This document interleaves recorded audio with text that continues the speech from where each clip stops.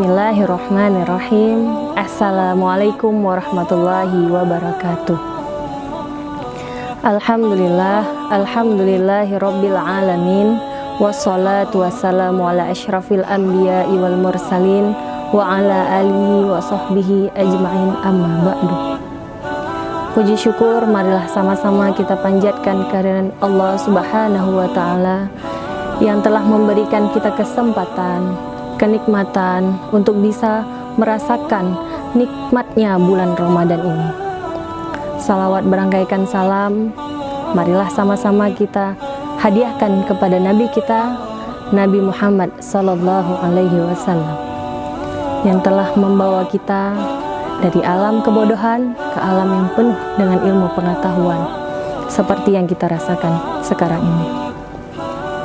Sahabat Nurul Quran TV yang dirahmati Allah, Masya Allah sekali, sekarang kita diberi kesempatan oleh Allah untuk merasakan nikmatnya bulan suci Ramadan, di mana pada bulan ini Allah melipat gandakan pahala segala amal ibadah yang kita kerjakan.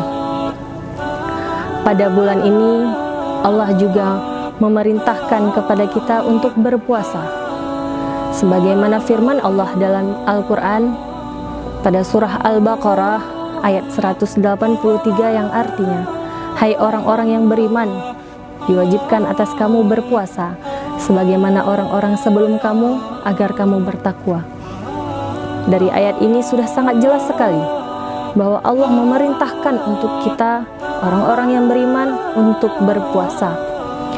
Perintah berpuasa ini bukan suatu kewajiban yang baru yang Allah perintahkan, melainkan perintah yang sudah Allah wajibkan, sudah Allah bebankan untuk orang-orang, untuk umat-umat terdahulu sebelum kita. Sahabat Nurul Quran yang dirahmati Allah, dalam berpuasa sangat banyak sekali keberkahan-keberkahan yang Allah berikan kepada kita. Maka jangan biarkan keberkahan-keberkahan itu terlewat begitu saja. Jangan biarkan kita menjadi orang yang rugi tanpa mengambil keberkahan yang Allah berikan kepada kita. Nah, salah satu keberkahan yang Allah berikan ialah keberkahan pada waktu sahur. Rasulullah Shallallahu alaihi wasallam bersabda dari Anas bin Malik radhiyallahu anhu. Rasulullah Shallallahu alaihi wasallam bersabda, makan sahurlah, karena sesungguhnya pada waktu sahur terdapat keberkahan.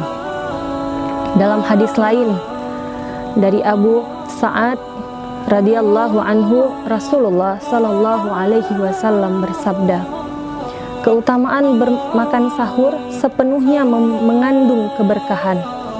Maka jangan kalian meninggalkan waktu sahur meskipun kalian hanya minum seteguk air, karena sesungguhnya Allah dan malaikat bersalawat kepada orang-orang yang sedang sahur. Sahabat Nurul Quran TV yang dirahmati Allah, Rasulullah Shallallahu alaihi wasallam juga sangat menganjurkan kita untuk melaksanakan sahur ketika sebelum berpuasa. Dari Abu Dzar Al-Ghafari radhiyallahu anhu, Rasulullah Shallallahu alaihi wasallam bersabda, umatku masih dalam kebaikan selama ia mengawali berbuka dan mengakhiri waktu sahur. Yang dimaksud waktu sahur yang dapat diakhiri di sini ialah dengan mengerjakan di sepertiga akhir malam.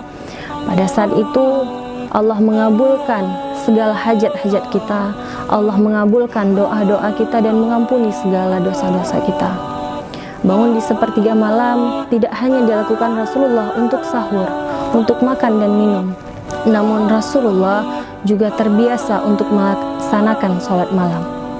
Penjelasan waktu sahur yang tepat ini didasarkan pada kesaksian Huzaifah yang pernah makan sahur bersama Rasulullah Shallallahu alaihi wasallam yang terekam dalam hadis diriwayatkan Ibnu Majah.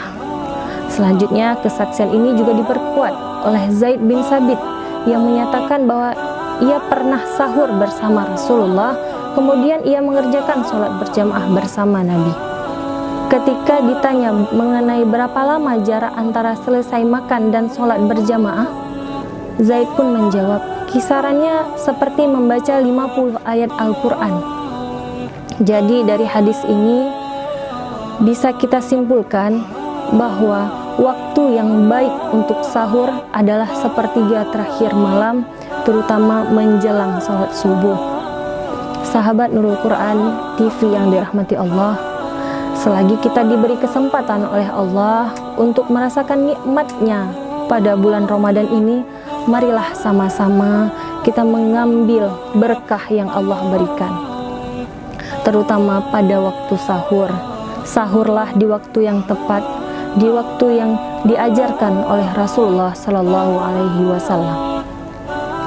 Demikian dari saya, lebih dan kurang saya mohon maaf. Yang salah semua datangnya dari saya, dan yang benar hanya datang dari Allah Subhanahu wa Ta'ala. Semoga bermanfaat. Lebih dan kurang saya mohon maaf. Assalamualaikum warahmatullahi wabarakatuh.